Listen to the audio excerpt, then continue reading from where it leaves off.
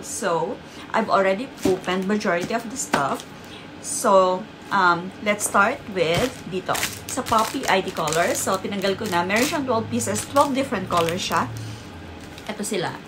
So, 2, 4, 6, 8, 10, 12. So, merong green, different green, light green or a neon green, a pink, yellow, blue, brown, blue, orange, black, white, brown, red, and a lavender. So, gagamit, pag tinanggal mo siya, so ganito ang purpose niya. Para ma-identify mo kung yung puppy ay male or female, and also para malaman mo na rin kung sino yung nauna sa kanila. Parang ganon. Tapos, gumawa ka nilang ng logbook. So, yung purple nilagay mo sa first puppy, for example, ganon. So, ayan siya. Sticky siya. So, pag in-stick mo siya, ganyan, nilagay mo siya sa neck ng puppy. So, I think it's safe na hindi ma-choke or hindi masasakal yung puppy. And then, I also bought a bulb syringe. Akala ko malaki to actually, kasi yung alam kong ganito ay malaki. So, miniature lang yung nabili ko pala. Pero it will do the job. This is to suck, for example, na-deliver yung puppy, tapos may mga mucus sa mukha niya, sa bibig niya, sa ilong niya. So, it can do the job. I-aspirate mo yun para hindi siya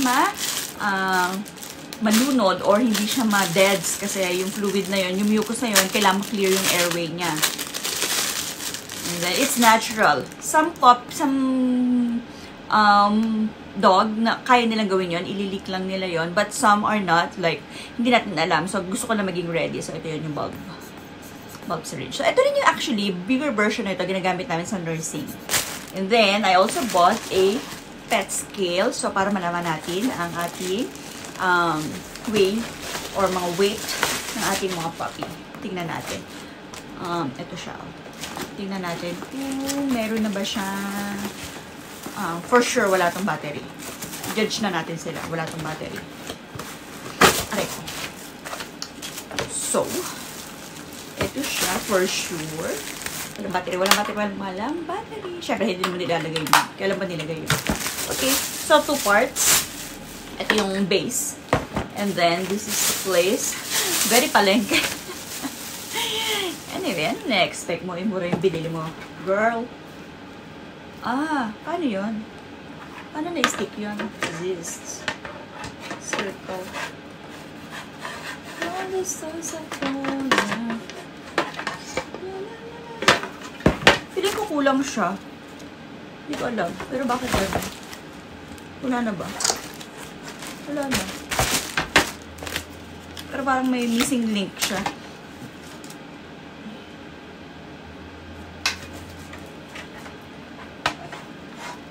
Okay. And then, ito doon. Okay. Walang missing link. Ako lang yun. So, may sticker siya. Ayokong ilagay yung sticker. So, gagawin ko lang to. So, may hole pala. And then, may circle. Ayan na siya. So, nalaglag. Kaya pala, may sticker kasi siya. Hindi ko lang nilagay. Para iniisip ko kasi madaling i-dictate kapag hindi na kailangan. So, hindi ko ilalagay yung sticker. Hindi ko na lang siya. Iingatan ko na lang. Ayan. And then, next is, tapos na yun. Sabi ko na ba, etong aking, bumili rin ako ng fake na eucalyptus plant. So, as you can see, meron akong isang eucalyptus plant doon. Fake yon.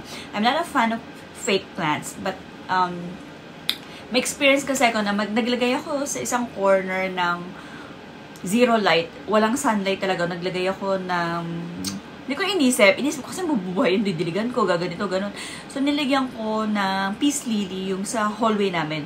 So, medyo madilim yung hallway na yon. And then, namatay yung plant. Pinalitan ko, namatay ulit. Pinalitan ko, namatay ulit. Yun, pang third time pa bago ko na-realize na hindi na ako maglalagay ng totoong plant doon kasi hindi siya mabubuhay.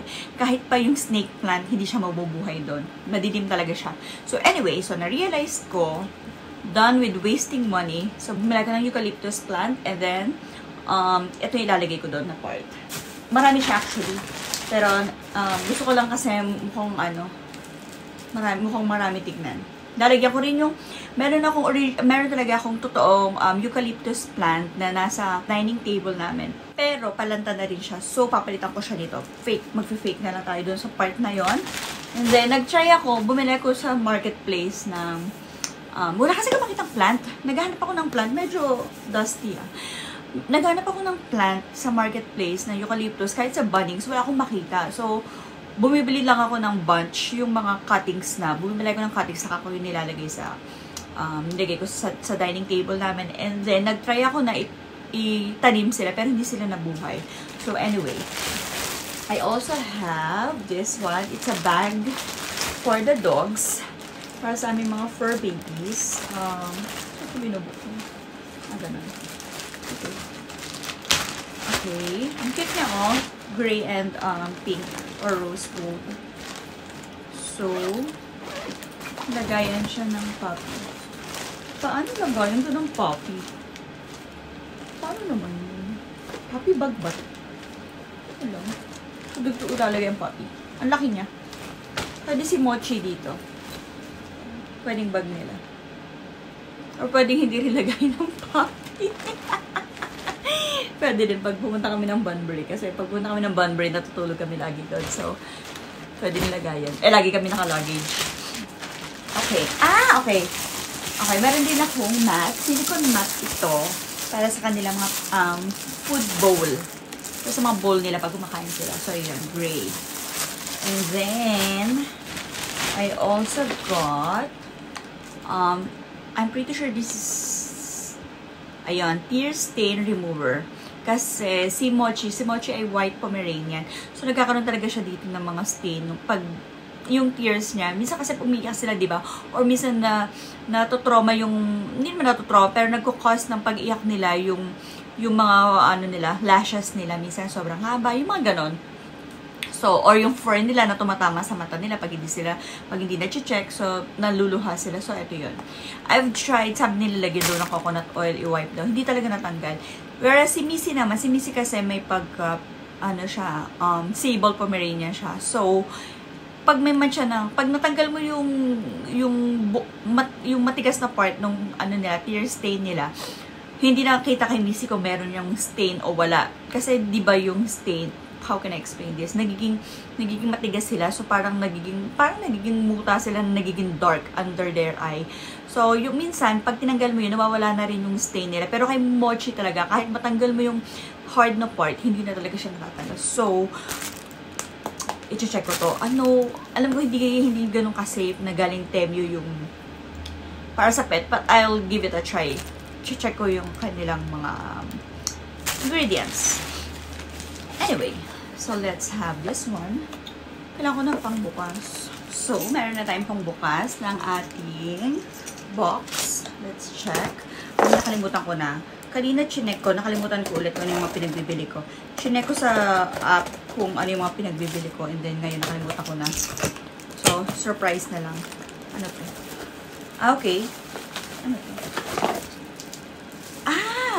Sa toilet, lagayan ng tissue roll and sabon if you want. Pero i-drill siya. Pero bakit ganun? Ganito ba talaga to? Paano ba to? Parang iba naman to sa picture. Well, ganito siya siguro. Hindi ko alam bakit ganun. Pero parang iba yung in-expect ko. Itsura na. Akala ko may space. Tapos ito. Anyway. May makasama siyang stuff. Tapos may sticker na Chinese. Hindi natin mag-gets. Anyway. Next is another box. Let's check. Okay. May nakita kong picture. So, ito ay parang feeding bottle nila. So, kasi meron silang cage. Yung mga, namin, for babies namin, meron silang cage.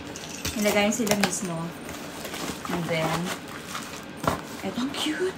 Kasi nag-aalat pa ng space yung mga bowl nila. So, whereas ito, isasabit mo lang siya dun sa cage. Pwede na. So, I think ganito to. Ano nga ba to? How to figure out. Okay. So, etong bowl ay dito. Ito ay dito. Yes, may segregated siya. I think like that.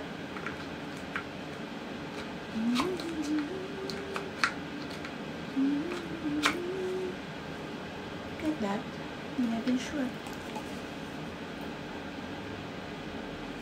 Okay. So, ito yung water bottle nila. And then, ito, dito.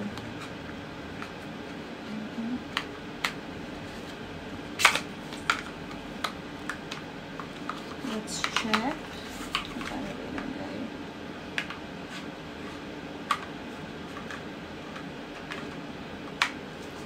Ayan.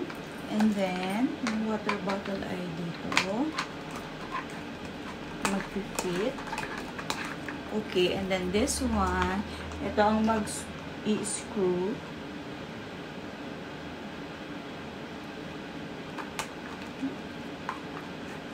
Dapat daw ganun. Ganun daw.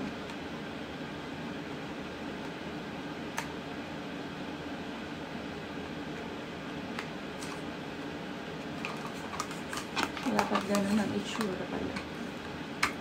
Ayun, okay. Gotcha.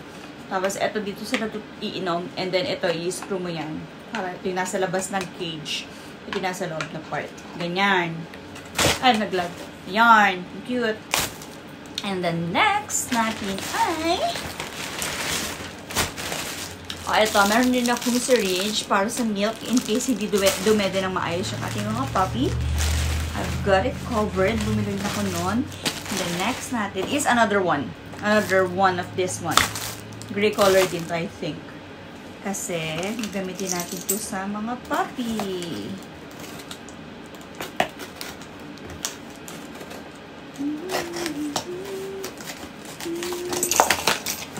So, yeah. It's the same thing.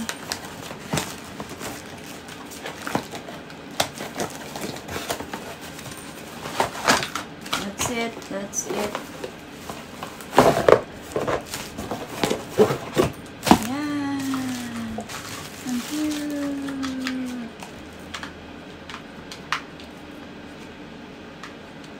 There you go. So that's it for my haul, for my Temu haul. I hope you like this video. So if you do, please click the like button and don't forget to share. Also, comment down below kung meron kayo mga gusto as they were a year ago. So thank you for watching. But all will be okay. I move on each and every day. The past is where it stays. Way back a year ago.